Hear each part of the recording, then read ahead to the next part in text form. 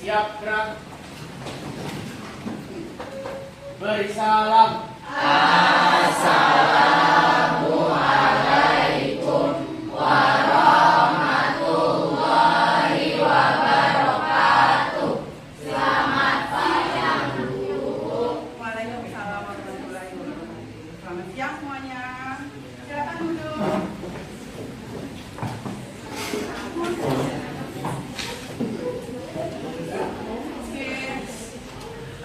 Kepala Ibu minta untuk pimpin doa sebelum kita mulai belajar. Silakan Nak. Baik teman-teman semua, sebelum kita memulai pelajaran, marilah kita berdoa. Berdoa dimulai.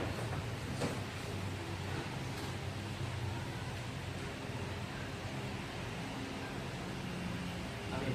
Berdoa selesai. Oke, terima kasih Jamil. Ibu absensi dulu ya untuk mengecek kehadiran temannya. Ahmad Fatoni, hadir Ibu. Ayulia Akila Pasha, Arif Akbar Adanu, Atina Saskia Tulisa, Aska, oke, Cantika Permata,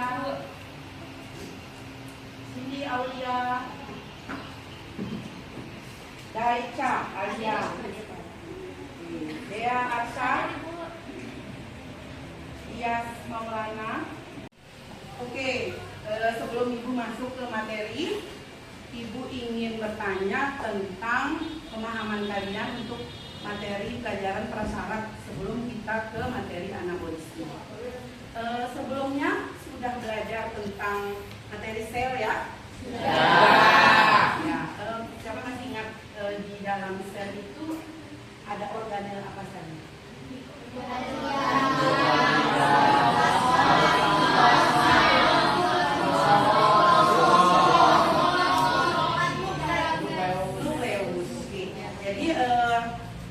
Informasi tentang sel itu adalah salah satu materi prasyarat sebelum kita mempelajari materi anabolisme.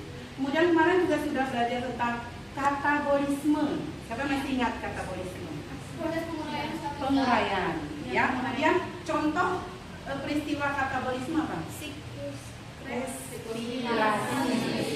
Ya, respirasi. Respirasi ada 4 tahap ya.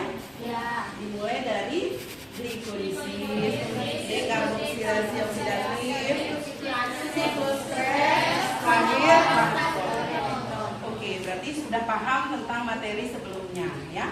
Jadi ini penting nanti supaya informasi yang akan saya dapatkan di anabolisme ini menjadi lebih mudah untuk dipahami ya. Nah, sekarang Ibu akan berikan satu pertanyaan pemantik sebelum kita masuk ke materi anabolisme. Karena kita akan belajar tentang fotosintesis. Sudah pernah dengar istilah fotosintesis? Berarti dari SD sudah belajar fotosintesis ya. Apa yang akan terjadi di dunia ini kalau tidak ada tanaman hijau yang berfotosintesis? Siapa yang bisa jawab? Angkat tangan. Oke, silakan Nak. Jadi kan Ibu fungsi utama dari tanaman hijau itu berfotosintesis di bumi itu untuk menghasilkan oksigen. Nanti kalau tidak ada tanaman hijau yang berfotosintesis, oksigennya tidak ada. Jadi sebelum kita lihat oksigen itu kan kita tahu juga bahwa fotosintesis dari tanaman hijau ini membutuhkan karbon dioksida. Jadi dia mengurangkan karbon dioksida menjadi oksigen. Jadi apabila tidak ada tanaman hijau yang berfotosintesis, oksigennya tidak ada dan karbon dioksidanya menjadi menumpuk di bumi. Oke, terima kasih. Tepuk tangan dulu. Ya, jadi fotosintesis itu selain karbohidrat, selain memerlukan karbon dioksida, jadi manfaatnya untuk mengurangi karbon dioksida yang ada di muka bumi. Kemudian juga menghasilkan oksigen dan karbohidrat. Oksigen itu kan jadi yang kita butuhkan untuk pernapasan, metabolisme tubuh. Kemudian karbohidrat sebagai bahan baku makanan, salah satu zat makanan yang sangat penting sebagai sumber energi. Mungkin ada yang mau menambahkan yang lain? Kira-kira kalau di dunia ini nggak ada tanaman hidup apa lagi? Kira-kira kalau kanopinya pohon-pohon besar bisa membuat rindang nggak? Lebih sejuk ya? Nah, kanopi pohon-pohon besar ya yang ada di sekeliling sepanjang jalan, di sekeliling rumah itu bisa menyejukkan ini udara dan membuat energi. Kita juga manfaatkan, ya. Nah, dari jawaban yang Kak Tony tadi, fotosintesis katanya menghasilkan karbohidrat dan oksigen. Bahan bakunya CO2. Nah, inilah yang akan kalian pelajari. Pada hari ini, fotosintesis itu bagaimana sih prosesnya? Kok bisa CO2 dan H2O sebagai bahan baku? Hasil akhirnya adalah karbohidrat dan oksigen. Ya, jadi tujuan pembelajaran kita hari ini adalah menjelaskan keterkaitan antara proses metabolisme karbohidrat dengan lemak dan protein serta bagaimana anabolisme itu bisa menghasilkan karbohidrat. Oke. Adapun metode yang akan Ibu pakai hari ini adalah project based learning. Ibu akan berikan kertas blank masing-masing kelompok nanti untuk membuat project mind map atau peta konsep seputar informasi tentang fotosintesis. Oke? Ya, untuk kerja kelompok silakan duduk sesuai kelompok yang sudah Ibu bagi minggu lalu ya. Silakan duduk, nanti Ibu akan bagikan kertas planu untuk kalian menuangkan mind map-nya tentang fotosintesis. Silakan duduk sesuai kelompok.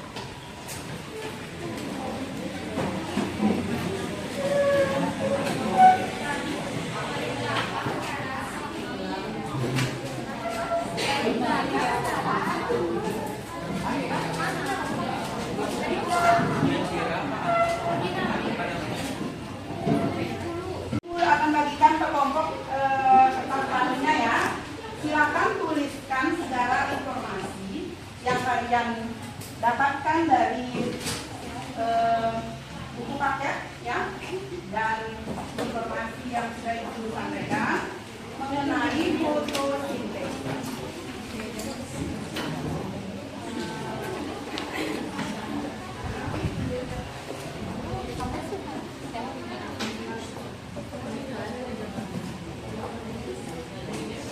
Jangan lupa tulis nama anggota. Pengertiannya, jenis reaksinya, hasil akhirnya ya. Silakan dibaca buku paketnya. Fotosistem itu ada dua macam, fotosistem 1, fotosistem 2. Inilah yang berfungsi untuk jadi protein.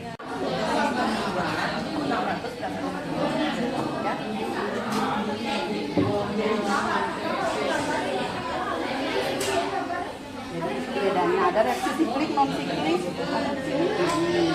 Ini kalau normal kondisi tanaman itu ATP-nya banyak, yang terjadi adalah reaksi non siklik, ya. Jadi kenapa begitu? Karena reaksi non siklik ini proses perpindahan elektronnya itu panjang. Positif 1, positif 2, panjang. Jadi perlu ATP yang banyak. Tapi kalau reaksi siklik itu ketika tanaman kekurangan ATP, nggak begitu banyak energi, jadi dia hanya melewati fotosistem 2. Ya, itu bedanya reaksi siklik dan enggak semua. Hanya ada beberapa tanaman yang hanya reaksi non siklik saja, ada yang hanya reaksi siklik. Tergantung dengan ATP. Ya.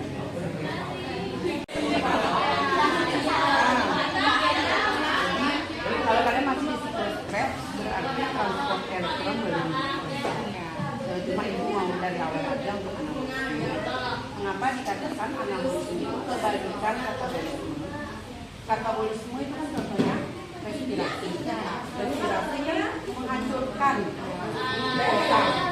Ya, itu yang energi. Jadi kamu kalau makan, lalu kamu makan daging, ikan, itu jadi energi. Itulah yang menjadi contoh katabolisme. Sedangkan kalau anabolisme itu kebalikannya, tapi nggak terjadi di dalam tubuh kita ya.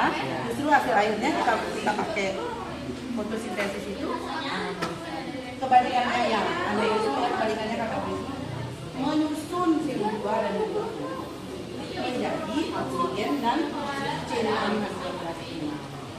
Tapi melalui dua tahapan. Tahapannya reaksi terang dulu, reaksi terang itu karena pakai cahaya matahari, elektronnya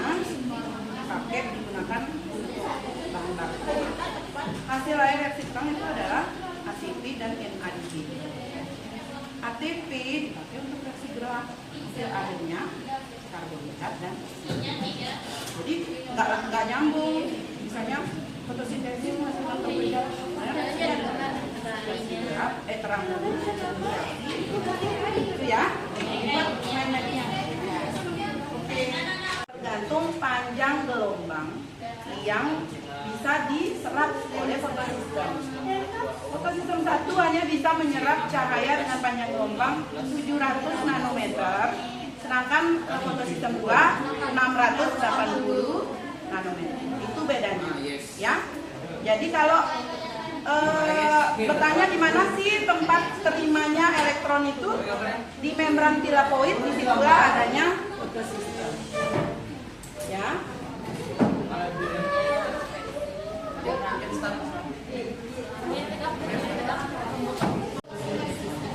Dianggap kebalikan dari respirasi.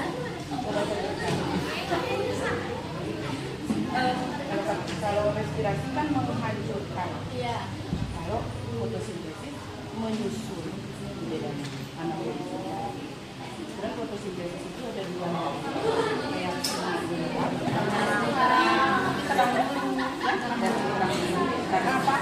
Kita harus beri elektron yang dari cahaya matahari. Lalu hasil akhirnya adalah ATP dan NADPH. Itu dipakai untuk vaksin dua. Oh, berarti hasilnya yang dari api. Jadi kemudian di reaksi dua itu hasil akhirnya adalah karbohidrat plus oksigen. karbohidrat itu C6. C6 atau C6. Makanya dikatakan kan fotosintesis istilahnya adalah karbohidrat dan oksigen. Hanya melewati dua tahapan dari terang dulu. Sebenarnya nggak langsung ke karbohidrat, tapi dia ATP dan NADP dulu, baru masuk ke reaksi gelap. Akhirnya baru karbohidrat dimasukkan. Silakan kelompok TK untuk maju menempelkan mindbag-nya. Yang lain sambil memperhatikan ya temannya presentasi.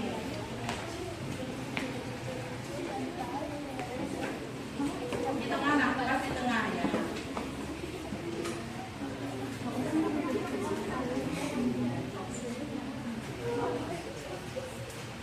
Oke, boleh dikat. Assalamualaikum warahmatullahi wabarakatuh. Baik teman-teman, di sini kami akan mempresentasikan hasil dari diskusi kelompok kami mengenai proses fotosintesis pada tumbuhan. Oke, yang pertama ada pengertian.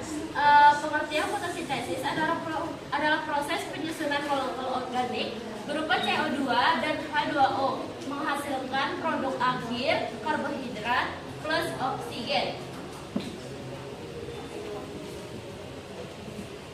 Nah, selanjutnya teman-teman, proses fotosintesis ini terjadi di kloroplas yang dimana di dalam kloroplas tersebut memiliki beberapa bagian, yakni terdapat membran luar yang dimana membran luar ini berfungsi untuk mengatur keluar masuknya zat yang akan melalui kloroplas tersebut, baik zat cair maupun zat padat.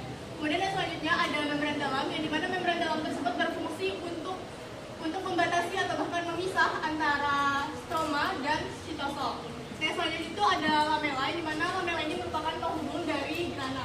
Nah, di sini tuh ada grana ini merupakan susunan antara kumpulan-kumpulan dari tilakoid yang terdapat di bagian dalamnya. Nah, selanjutnya itu ada tilakoid, yang dimana tilakoid ini merupakan tempat terjadinya reaksi terang. Selanjutnya ada stroma, yang dimana stroma merupakan tempat terjadinya reaksi gelap. Baik, selanjutnya di dalam fotosintesis atau di dalam kloroplas ini terjadi dua proses, yaitu reaksi terang dan juga reaksi gelap. Yang dimana reaksi terang tersebut terjadi di membran sitosol dan membutuhkan energi, yaitu hanya cahaya matahari saja, dan menghasilkan hasil akhir sebanyak 1 ATP, 1 NADPH dan juga 1 oksigen. Selanjutnya ada reaksi gelap, yang dimana reaksi gelap ini disebut juga sebagai siklus Calvin yang terjadi di dalam stroma, yaitu di cairan yang terdapat di dalam kloroplas. Dan hasil akhir dari siklus Calvin ini ada glukosa dan juga oksigen. Oh ya, siklus Calvin ini terdiri dari 3 proses ya, yaitu yang pertama ada fiksasi karbon atau CO2, lalu reduksi dan juga regenerasi ribulosa bifosfat. Dan reaksi yang terjadi terakhir adalah reaksi fosforilasi, yang dimana reaksi ini dibagi jadi dua, yaitu reaksi siklik dan reaksi non siklik. Reaksi siklik ini saat terjadi saat tanaman kekurangan ATP Sedangkan reaksi non siklik itu terjadi saat tanaman dalam keadaan normal atau saat tanaman mempunyai ATP yang cukup. Oh iya teman-teman, nggak semua tanaman melalui terjadi reaksi fosforilasi ini ya, atau reaksi siklik non siklik ini, tapi hanya tanaman yang tergantung ATP-nya. Jadi tanaman yang membutuhkan atau tanaman yang sudah normal ATP-nya. Oke, sekarang gini cara kita memberikan apresiasi ke teman ya. Kalau ibu bilang beri dia W, kalian begini ya semua. W, kemudian O, W lagi. Wow, keren. Tangannya ya. Kita ulangi. Beri dia W, beri dia O, beri dia W. Wow,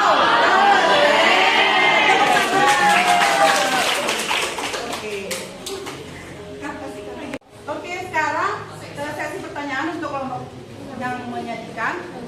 Silahkan kita buka dua pertanyaan ya. Oke, silakan jika ada kelompok yang mau bertanya, dibuka sesi untuk dua pertanyaan saja. Silakan. Oke, sambil berdiri nanti. Izin bertanya, misalkan kalian menjelaskan kembali tentang lokasi atau tempat terjadinya reaksi terang dan reaksi gelap. Oke, Terima kasih. terima kasih pertanyaannya. Kemudian pertanyaan kedua, silakan. Pertanyaan kedua. Oke, silakan. Jadi tadi kan kalian udah sebutin di fotosintesis itu ada reaksi terang dan gelap. Nah, bisa nggak kalian jelasin hasil akhir dari terang dan gelap itu? Oke, terima kasih. Oke, terima kasih. Terima kasih. Langsung dijawab ya. Silakan. Untuk pertanyaan pertama dulu, di mana letak terjadinya reaksi terang dan reaksi gelap? Jadi untuk reaksi terang sendiri itu terjadi di tilakoid, yang dimana tilakoid ini merupakan bagian dari granite. Dimana tilakoid ini merupakan tilakoid terdapat di bagian dalam dari granite tersebut. Kemudian untuk reaksi gelapnya itu terjadi di stroma. Stroma ini merupakan cairan yang terdapat di dalam kloroplas tersebut. Oke, ya. Bisa dipahami? Jadi reaksi terang itu saat membutuhkan cahaya matahari, dia terjadi di membran tilakoid ya. Itu tadi Eka mengatakan di tilakoid, tepatnya di membran. Karena itu yang langsung menerima elektron dari cahaya matahari. Setelah terjadi reaksi terang, hasil dari reaksi terang itu akan dipakai untuk reaksi gelap yang terjadi di stroma. Stroma itu cairan ya, cairan yang berbatasan langsung dengan sitosol. Oke? Ibu, Gimana? saya izin untuk menambahkan kembali ya. Jadi untuk reaksi terang itu sendiri juga memiliki panjang gelombang fotosistem pertama yaitu 700 nanometer. Kemudian panjang gelombang untuk fotosistem kedua yaitu 680 nanometer. Ya. Jadi fotosistem itu protein yang ada di membran tilakoid dibedakan menjadi dua, fotosistem 1 dan fotosistem 2 berdasarkan panjang gelombang cahaya yang bisa diterima oleh membran itu. Ada fotosistem 1 menerima panjang gelombang 700 nanometer, fotosistem 2 menerima 680 nanometer. Oke? Bisa dipahami ya untuk pertanyaan pertama. Sekarang pertanyaan kedua, silakan dijawab hasil akhir. Diminta hasil akhir untuk proses reaksi terang dan reaksi gelap. Baik, jadi hasil akhir dari reaksi terang fotosintesis yaitu berupa 1 molekul ATP, 1 NADP dan juga 1 NADPH dan juga 1 oksigen. Nah, setelah itu dari hasil ini akan diturunkan kembali ke reaksi gelap, yang dimana pada akhirnya setelah NADPH dan juga ATP ini mengalami siklus Calvin, yaitu yang terjadi dari fiksasi karbon, reduksi dan juga regenerasi RUBP, maka akan menghasilkan hasil akhir sebagai glukosa dan juga O2, yang dimana glukosa ini akan dilanjutkan kembali ke siklus karbon ke proses respirasi yaitu glikolisis, lalu dekarboksilasi oksidatif dan juga siklus Krebs, dan terakhir adalah berakhir di transport elektron. Terima kasih. Oke, kira-kira begitu ya hasil akhir reaksi terang ATP dan NADPH. Kemudian mana CO2-nya? Ya, CO2-nya itu masuk ke siklus reaksi gelap. Ada fiksasi CO2 di situ. Kalau tadi dikatakan bahwa bahan baku fotosintesis itu kan H2O dan CO2. H2 2O itu di reaksi terang ada dibarengi dengan fotolisis air, ya, penghancuran air. Nah, CO2-nya itu akan dihancurkan melalui proses fiksasi di proses reaksi gelap. Jadi ini ya, tahuan sudah ya, CO2 2O-nya di mana, hasil akhirnya karbohidrat O2-nya di mana, ya. Jadi melalui dua proses reaksi terang dan gelap. Oke, bisa dipahami? Beri dia W, beri dia O, beri dia W.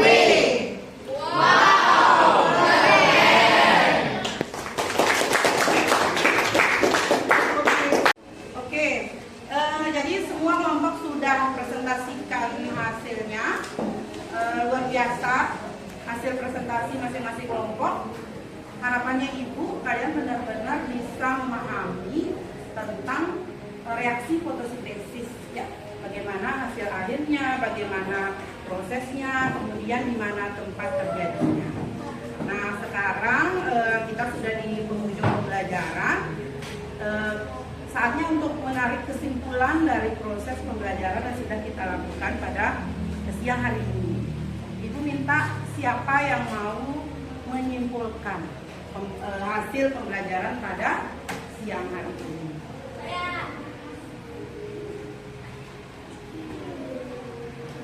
Oke, silakan Tenta. Berdiri nak. Yang pertama, fotosintesis itu terdiri dari reaksi terang dan reaksi gelap. Terus yang kedua itu reaksi terang ini memerlukan cahaya matahari, sedangkan reaksi gelap ini tidak memerlukan cahaya matahari. Terima kasih. Oke, terima kasih Denta. Kesimpulan berikutnya kelompok mana? Oke, silakan nak. Berdiri. Jadi Ibu kan tadi fotosistem itu dibagi jadi dua. Yang pertama itu 700 nanometer, yang kedua itu 680 nanometer. Nah itu tuh dibagikan berdasarkan panjang gelombang cahaya yang diterima dalam masing-masing fotosistem. Ya. Terus fotosistem itu juga termasuk protein yang membantu dalam prosesnya. Ya. Jadi fotosistem itu protein, ya. Jadi jangan dianggap apa sih fotosistem, reaksi kah, proses kah? Bukan. Fotosistem itu adalah jenis protein yang ada di membran tilakoid yang menjadi akseptor dari elektron pada cahaya matahari. Oke, bagus, Ahmad Fatoni. Kesimpulan berikutnya, ya silakan Tika. Baik, tadi seperti ditanyakan sama dia dan juga dijelaskan sama Denta, itu ada dua reaksi Bu, di mana itu reaksi terang sama reaksi gelap. Di mana hasil akhir dari reaksi terang itu dia ada satu ATP, ADPH dan oksigen. Dan untuk yang reaksi gelap itu ada karbohidrat dan oksigen. Oke, Fikar memberikan kesimpulan tentang hasil akhir dari fotosintesis, yaitu reaksi terangnya itu ATP, NADPH dan oksigen masing-masing satu molekul. Reaksi gelap itu menghasilkan karbohidrat dan oksigen. Oke, sekarang beri dia O, beri dia K. Oke.